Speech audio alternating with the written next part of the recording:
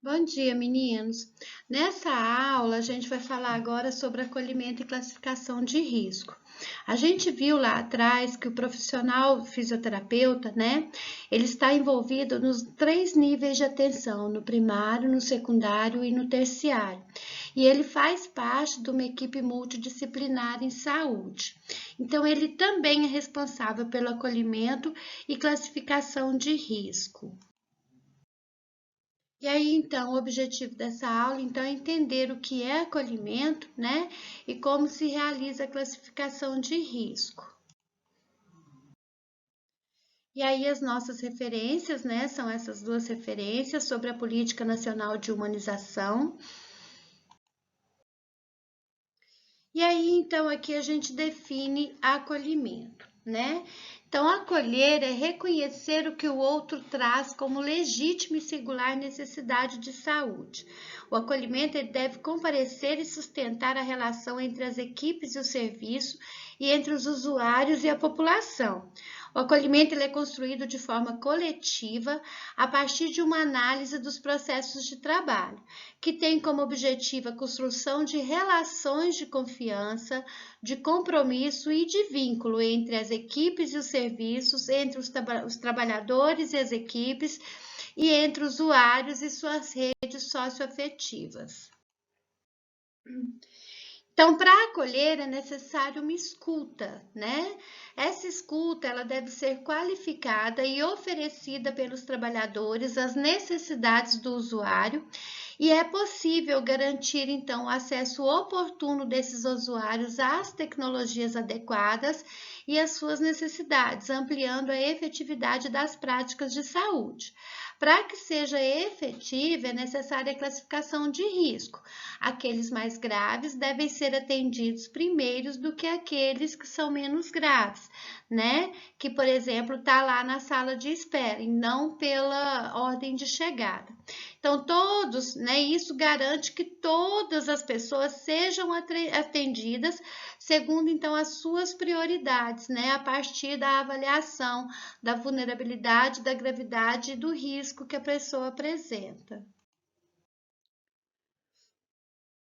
Então, acolhimento com classificação de risco, né?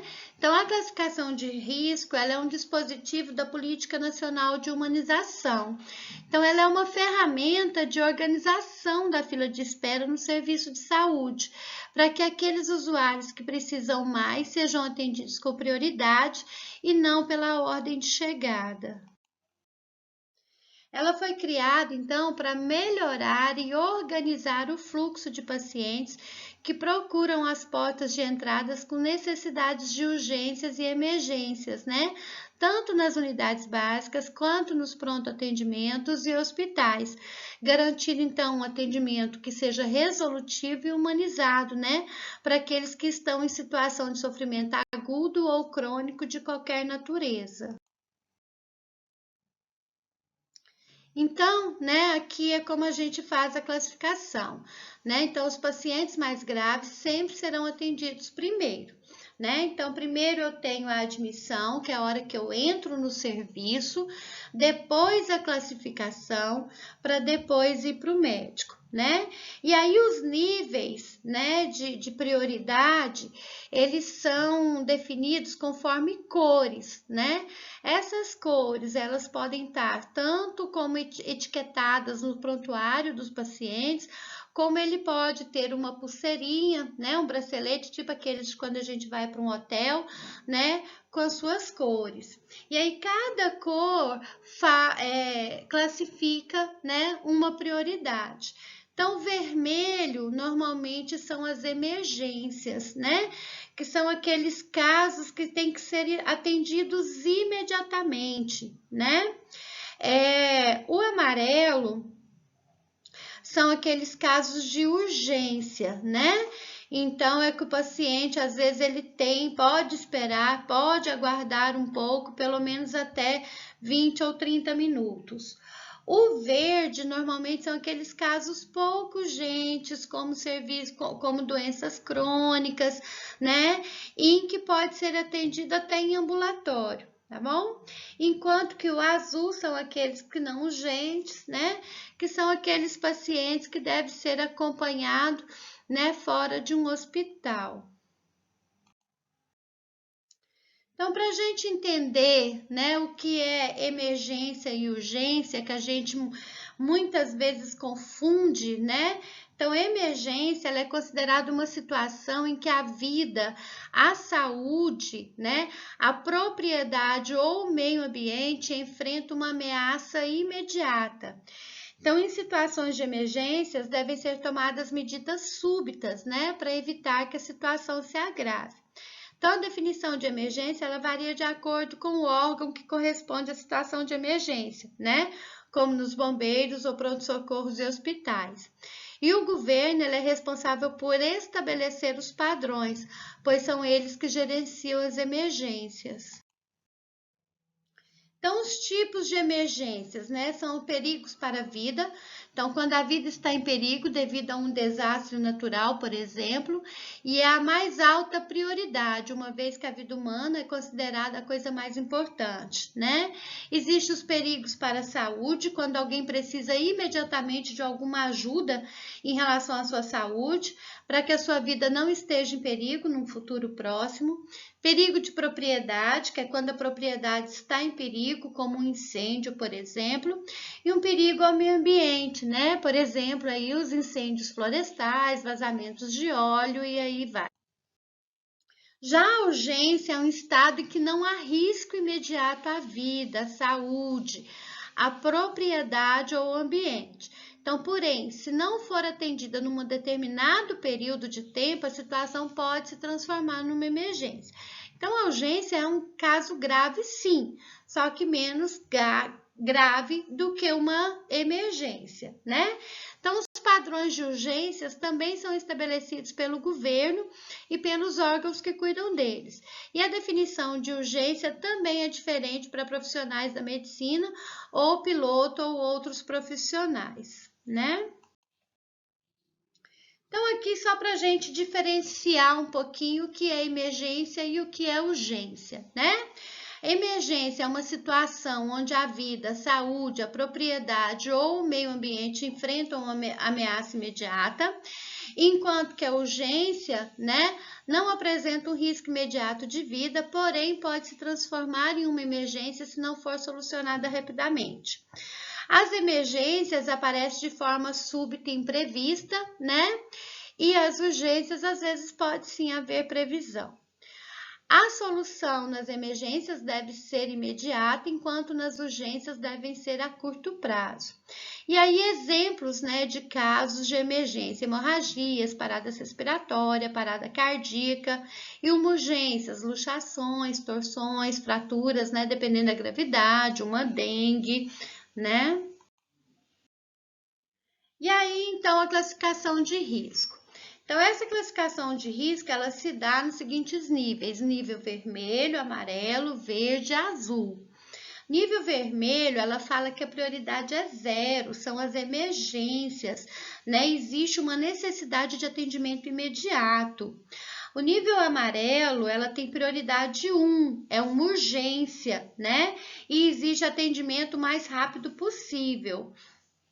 O nível verde, ele tem prioridade 2, que é grave, mas não é urgente. E o azul, prioridade 3, que são consultas de baixa complexidade com atendimento de acordo com o horário de chegada. Então, nível vermelho, né? São para pacientes que devem ser encaminhados diretamente para a sala de emergência, né? Devido à necessidade de atendimento imediato. Aqui são só alguns exemplos, né? Do que é uma situação de emergência. Um politraumatizado grave, né, com lesões de um ou mais órgãos e sistema, queimaduras em mais de 25% da área do corpo, trauma crânioencefálico grave, estado mental alterado ou coma, comprometimento na coluna vertebral, desconforto respiratório grave, né, dor no peito associada à falta de ar e à cianose, que normalmente são sintomas de um infarto, né, perfurações no peito, abdômen ou cabeça. Então, crises convulsivas, intoxicações exógenas ou tentativas de suicídio, anafilaxia ou reações alérgicas associadas a insuficiências respiratórias, tentativas de suicídio, complicações do diabéticos, tanto a hipoglicemia como a hiperglicemia, parada cardiorrespiratórias, alterações dos sinais vitais, hemorragias não controláveis, infecções graves, né? Com febre, exantema e púrpura, né? Alteração do nível de consciência. No nível amarelo, são para pacientes que necessitam de atendimento médico e de enfermagem o mais rápido possível, né? Porém, não corre risco imediato de vida. Aqui, como exemplos, né, a gente tem politraumatizados, né, sem alterações sinais vitais, dor de cabeça intensa, né, de início súbito ou rapidamente progressiva, trauma crânioencefálico leve, diminuição da consciência,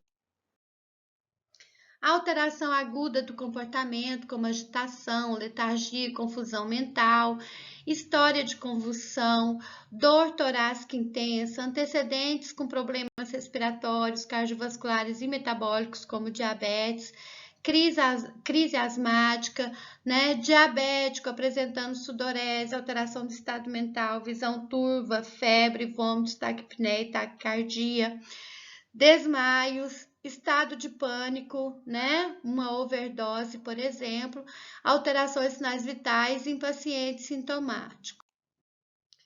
Também, né? História recente de melema e hematêmese, né? Ou uma hemorragia interna, que a gente fala de enterorragia, epistaxe com alterações sinais vitais, que é o sangramento do nariz, dor abdominal intensa com náuseas, vômitos, sudorese com alterações sinais vitais, sangramento vaginal com dor abdominal e alterações sinais vitais, com gravidez confirmada ou suspeita, náuseas, vômitos e diarreias persistente com sinais de desidratação grave, desmaios, febre alta acima de 39 graus, fraturas anguladas e luxações com comprometimento neurovascular ou com dor intensa, intoxicação exógena sem alterações dos sinais vitais. Já no nível verde, são para pacientes em condições agudas, com uma urgência relativa, ou não agudas, atendido com prioridade sobre consulta simples, né? E a espera é de no máximo até 30 minutos. Né? Então, são pessoas com idade superior a 60 anos, gestante com complicação da gravidez, pacientes escoltados, pacientes doadores de sangue, deficientes físicos, retornos com período entre inferior a 24 horas devido à não melhora do quadro, impossibilidade de deambulação, que é caminhar, né? Asma fora de crise, enxaqueca para pacientes com diagnóstico anterior de enxaqueca. Dor no ouvido moderada ou grave, dor abdominal sem alteração de sinais vitais, sangramento vaginal sem dor abdominal ou com dor abdominal leve, vômitos e diarreia sem sinal de desidratação, história de convulsão sem alteração da consciência, lombalgia intensa, abscessos, distúrbios neurovegetativos e intercorrências ortopédicas. O nível azul, então, são para as demais condições não enquadradas nas situações das queixas acima, né? Como problemas crônicos sem alterações agudas, procedimentos como curativos, trocas ou requisições de receita, avaliação de resultados de exame, solicitação de atestado médico, né? E normalmente após a consulta médica e a medicação, o paciente ele é liberado. Então, esses, né, foram os nossos objetivos. A gente entendeu o que é acolhimento e como que se faz essa classificação de risco. A maioria das terminações, né, são terminações técnicas que vocês ainda não conhecem. E a gente está numa fase de conhecer, né, os termos técnicos que a gente utiliza na fisioterapia. E aí depois, né, como atividade nessa aula, a gente vai fazer algumas, né, para conhecer alguns termos técnicos, tudo bem?